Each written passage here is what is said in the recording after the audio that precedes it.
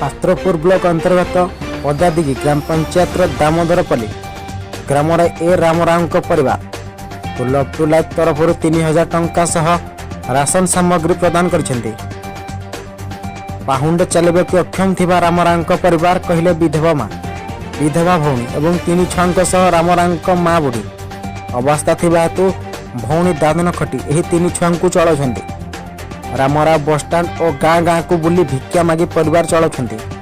बड़ दुखर कथा नवीन सरकार कड़ी वर्ष शासन में एठी गरीब कहीं नाहांती हेले खास करी गंजाम जिले में गरीब माल किंतु एठी गरीब दुख बुझीब किए।